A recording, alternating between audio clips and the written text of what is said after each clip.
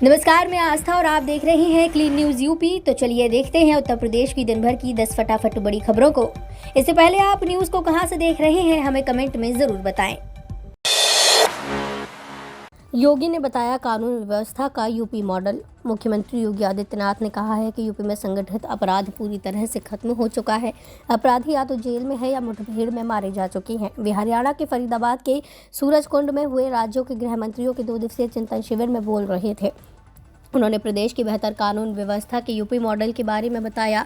कहा, पिछले 5 वर्षों में 4 मुख्य बिंदुओं पर काम किया गया। इनमें भर्ती, प्रशिक्षण, पुलिस का आधुनिकीकरण, पुलिस कर्मियों की अवस्थापना, सुविधाओं में वृद्धि और चुनौतियों को देखते हुए गृह मंत्रालय से समन्वय शामिल है। इससे कानून व्यवस्था को बेहतर बनाए रखने में कामयाबी मिली है। बरेली में सीएम योगी आदित्यनाथ करेंगे 111 करोड़ की परियोजनाओं का उद्घाटन। जिले के लोगों के लिए अच्छी खबर है। लंबे समय से बनकर तैयार स्मार्ट सिटी की 2 दर्जन से अधिक परियोजनाएं नवंबर माह में शुरू होने की उम्मीद जगी है। इसके लिए मुख्यमंत्री योगी आदित्यनाथ से समय मांगा गया है। मुख्यमंत्री कार्यालय से भी सकारात्मक उत्तर मिलने के बाद अफसर तैयारियों में जुट गए हैं।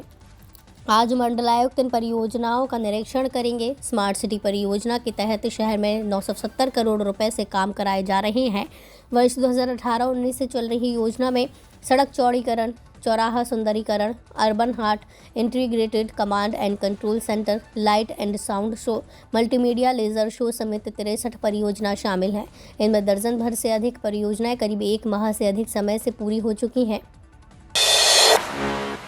उत्तर प्रदेश के सबसे बड़े मेले में नहीं मिलेगा पशुओं को प्रवेश। उत्तर प्रदेश की योगी सरकार ने बड़ा फैसला लेते हुए पश्चिम उत्तर प्रदेश के सबसे बड़े कार्तिक मेले में इस बार गौवंश और भैंस वंशों के प्रवेश पर रोक लगा दी है। योगी सरकार ने पशुओं में लंपी स्किन डिसीज के चलते ये फैसला किया। हापुड़ के गढ़मुक्तेश्वर में गंगा किनारे लगने वाले कार्तिक मेले में पश्चिम उत्तर प्रदेश के लगभग 25 लाख श्रद्धालु आते हैं। बताया जा रहा है कि इस मेले में तमाम किसान और पशुओं के शौकीन अपने भैंसा बुग्गी से पहुंचते हैं और यहां पशुओं की प्रदर्शनी के साथ साथ विपणन भी किया जाता है। लेकिन लंपी बीमारी के प्रकोप को बढ़ने से रोकने के लिए सरकार ने इस बार इस परंपरा पर बैन लगा दिया। यूपी में लगातार बढ़ रहा प्रदूषण का स्तर, गाजियाबाद और नोएडा टॉप पर। उत्तर प्रदेश का गाजियाबाद लगातार देश के सबसे प्रदूषित शहरों की सूची में बना हुआ है। वहीं नोएडा भी इस सूची में दूसरे स्थान पर दिख रहा है। यूपी के दोनों शहरों में प्रदूषण को नियंत्रण करने की कोशिशें हुई, लेकिन इसका असर होता नहीं दिख रहा। वहीं यूपी में मौसम में ठंडापन लगातार दिखने लगा है। सुबह ठंडी हवाओं का असर दिखने से लोगों को सिरहन का एहसास हो रहा है। राजधानी लखनऊ में भी प्रदूषण के स्तर में लगातार इजाफा हो रहा है। शहर के सभी 4 स्टेशन पर हवा में प्रदूषण की मात्रा खतरनाक स्तर पर जाती दिखी। सेंट्रल स्कूल स्टेशन पर सुबह 7:30 बजे प्रदूषण का स्तर AQI 246 दिख रहा था। वहीं गोमती नगर में AQI 250, तालकटोरा में AQI 255 और लालबाग में 300 दिख रहा था। इंतजार खत्म, यूपी में 1 नवंबर से धान खरीद होगी शुरू।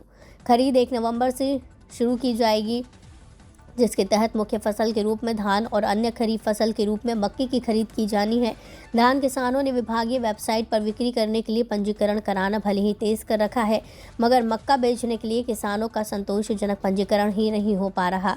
जिले में धान खरीद सत्र की शुरुआत करने के लिए शासन की खरीद नीति आ गई है, मगर सरकार के लिए कितना धान खरीदा जाना है ये तय नहीं किया गया। बस 1 नवंबर से खरीद की शुरुआत हो जाएगी, जिसे 28 फरवरी तक जारी रखा जाना है। छठ पर यात्रियों के लिए 2563 अतिरिक्त बसें। यूपी परिवहन निगम ने दिल्ली व पश्चिमी यूपी रीजन में रहने वाले पूर्वांचल के लोगों को छठ पर्व पर अपने घर जाने के लिए 2563 अतिरिक्त बसें चलाने का फैसला किया है। ये जानकारी परिवहन निगम के MD संजय कुमार ने दी। उन्होंने बताया कि पश्चिमी यूपी से गोरखपुर, बलिया, वाराणसी व प्रयागराज के लिए बस सेवाएं उपलब्ध रहेंगी। लखनऊ व कानपुर से भी पूर्वांचल के लिए अधिक से अधिक परिवहन सुविधाएं उपलब्ध रहेंगी। मुख्यमंत्री योगी आदित्यनाथ के निर्देश पर 650 करोड़ से अधिक की धनराशि खर्च कर यूपी पुलिस को हाईटेक किया जाएगा। जल्द ही UP police body worn camera और फुल बॉडी प्रोटेक्टर से लैस होगी। यूपी बोर्ड परीक्षा के लिए 400 कॉलेजों की होगी जियो टैगिंग। परीक्षा केंद्रों का निर्धारण जियो लोकेशन के जरिए किया जाएगा। इसके लिए माध्यमिक शिक्षा विभाग के विशेष सचिव वेदपति मिश्र ने निर्देश जारी कर दिए हैं। इसके बाद अब 400 से अधिक कॉलेजों की जियो टैगिंग के लिए सभी ब्लॉकों में 16 टीमें बना दी गई हैं। टैगिंग कराने के लिए सभी राजकीय स्कूलों के प्रधानाचार्यों को जिम्मेदारी सौंपी गई है। एसडीएम कॉलेजों में सुविधाओं का सत्यापन कर रहे हैं। एक पाली में 125 से कम धारण क्षमता वाले वित्त विहीन स्कूल परीक्षा केंद्र नहीं बनेंगे। केंद्र निर्धारण नीति में स्कूलों की मेरिट बनाने के लिए मानक जारी किए गए हैं। जिन स्कूलों में स्मार्ट क्लास संचालित होते हैं उन्हें 5 नंबर मिलेंगे। जिला स्तर पर टॉप 10 में जगह बनाने वाले स्कूलों को 5 और राज्य स्तर पर टॉप 10 में जगह बनाने वाले स्कूलों को 10 अंक मिलेंगे।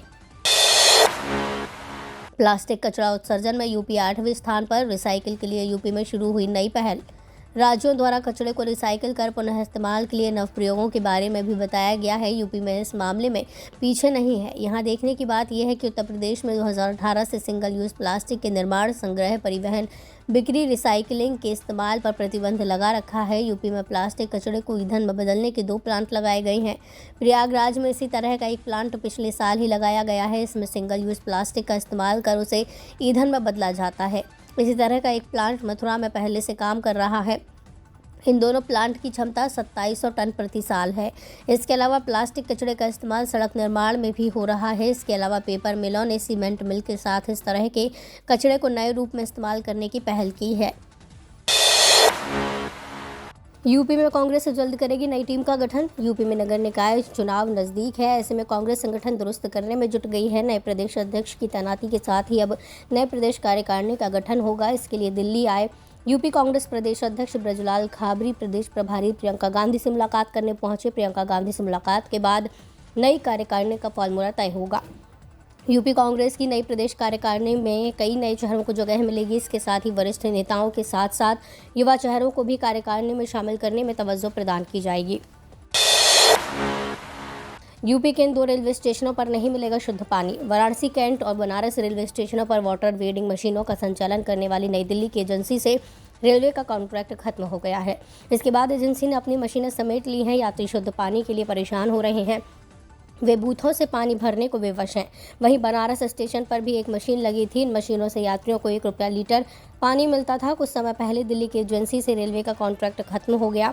अब यात्री बूथों से पानी लेने को मजबूर है। यात्रियों को पानी पीने के लिए समस्या हो रही है। अब पानी की बोतल खरीदनी पड़ रही है या बूथ से ही पानी लेना पड़ रहा है। ये तो थी दिन भर की बड़ी खबरें। रोजाना सुबह और शाम यूपी की ताज़ा खबरों के लिए चैनल को सब्सक्राइब करना बिल्कुल न भूलें।